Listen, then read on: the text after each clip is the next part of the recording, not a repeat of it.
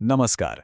आज के इस खास विश्लेषण में बात एक ऐसी आर्थिक घटना की जो सीधे हमारी और देश की इकोनॉमी से जुड़ी है।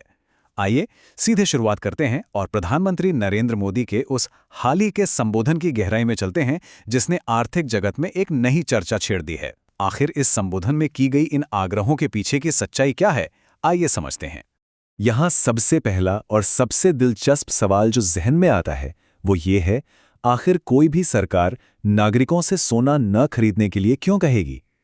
हम सभी जानते हैं देश में सोना सिर्फ एक धातु नहीं बल्कि हमारी परंपरा, बचत और खासकर शादियों का कितना अहम हिस्सा है।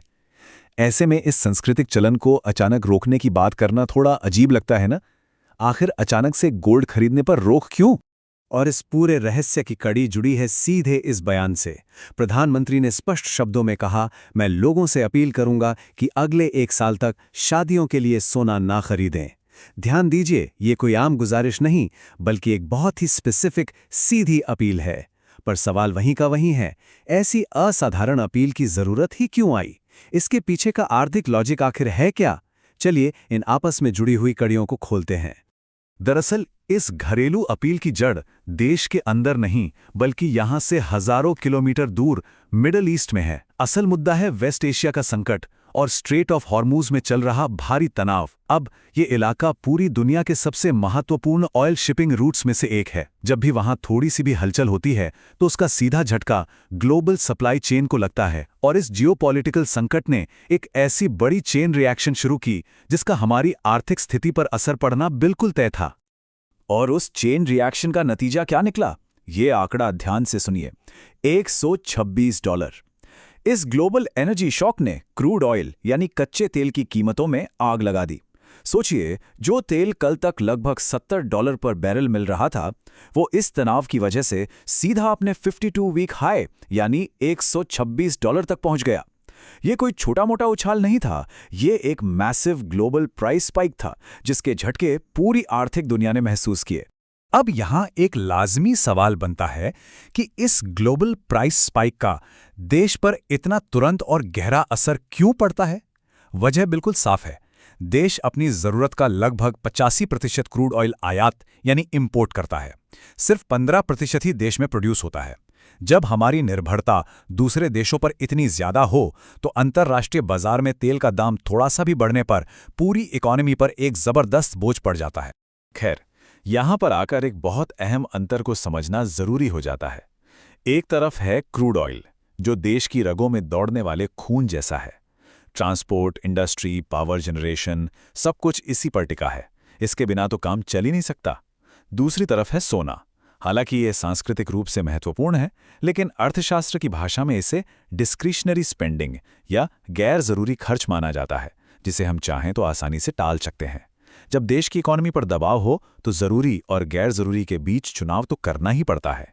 अब मजेदार बात यह है कि तेल और सोना, इन दोनों का आपस में एक बड़ा गहरा आर्थिक कनेक्शन है, और वो है इनका कॉमन डिनोमिनेटर, यूएस डॉलर्स।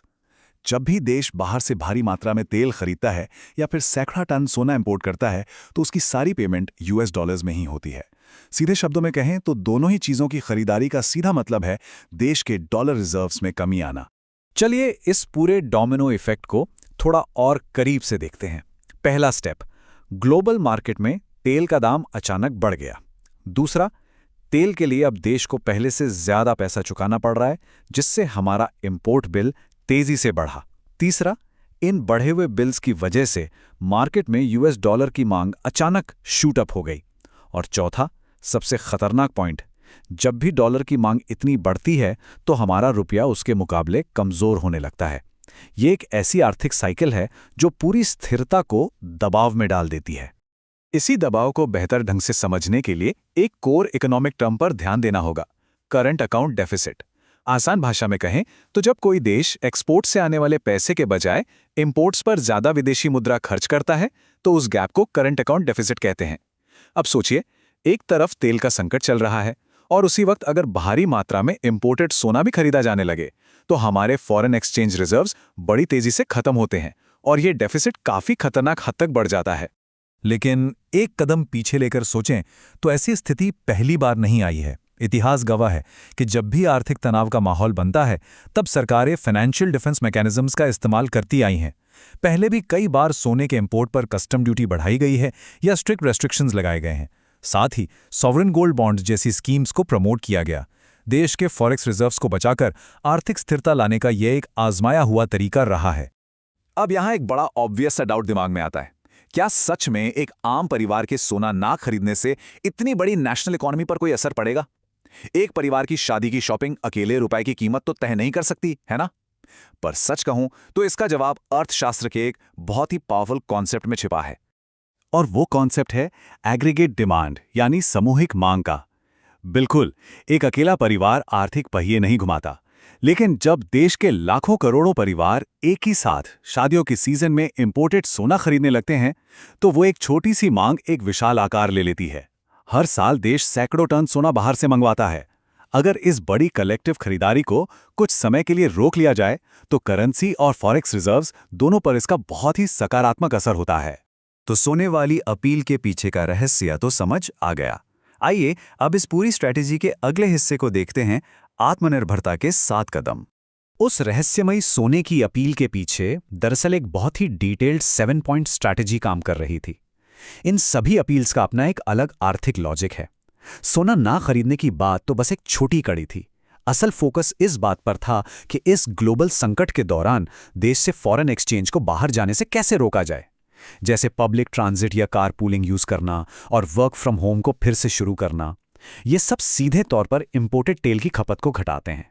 उसी तरह 1 साल तक विदेश यात्रा रोकना, डेस्टिनेशन वेडिंग्स को अवॉइड करना या इंपोर्टेड केमिकल फर्टिलाइजर्स का कम इस्तेमाल करना, इन सभी कदमों से डॉलर्स बचते हैं। और हाँ, वोकल फॉर लोकल तो अपने घरेलू उद्योगों को एक जबरदस्त मजबूती देता ही है। अगर हम थोड़ा नॉन पॉलिटिकल होकर बिल्कुल न्यूट्रल नजरिए से इन 7 अपील्स को देखें, तो इनका सबसे बड़ा उद्देश्य एक ही निकल कर आता है, एक्सटर्नल फाइनेंशियल स्टेबिलिटी, यानी देश की बाहरी आर्थिक स्थिरता को बचाकर रखना। इसे एक यूनाइटेड डिफेंस मैकेनिज्म की तरह सोचिए। ये एक ऐसी ढाल है जिसे घरेलू अर्थव्यवस्था को अंतर्राष्ट्रीय तनाव और अनसर्टेनिटी के झटकों से बचाने के लिए तैयार किया गया है।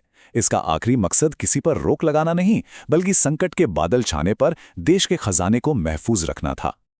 और मजेदार बात यह है कि ये सभी छोटे छोटे इमीडिएट कदम एक बहुत बड़े लॉन्ग टर्म लक्ष्य की तरफ इशारा करते हैं, विकसित भारत 2047। ये आने वाले वर्षों में देश को एक फुल्ली डेवलप्ड नेशन बनाने का बड़ा ऑब्जेक्टिव है। डॉलर रिजर्व्स को बचाना हो या ऑर्गेनिक फार्मिंग को बढ़ावा देना, ये सब सिर्फ एक दिन की क्राइसिस मैनेजमेंट नहीं है। दरअसल ये एक लंबे आर्थिक विकास की ऐसी नींव है जहां देश ग्लोबल संकटों के आगे झुकने के बजाय पूरी मजबूती से अपने पैरों पर खड़ा रह सके। तो इस पूरे विश्लेषण को समेटते हुए एक बहुत बड़ा और सोचने वाला सवाल जहन में छूट जाता है। रोजमर्रा की वो आम आदतें, जैसे अकेले ड्राइव करके ऑफिस जाना या शादी में भारी खरीदारी करना, आखिर देश के ग्लोबल फाइनेंशियल डिफेंस को कितना शेप करती हैं? ये सच में हैरानी की बात है ना कि हमारे घर के छोटे छोटे आर्थिक फैसले और दुनिया के दूसरे कोने में हो रहे मैसिव एनर्जी शॉक्स आपस में कितनी गहराई से जुड़े हुए हैं। अगली बार जब भी कोई बड़ा खर्च हो, तो इस आर्थिक कनेक्शन के बारे में जरूर विचार किया जाना चाहिए। इस डीप डाइव विश्लेषण का हिस्सा बनने के लिए बहुत बहुत धन्यवाद।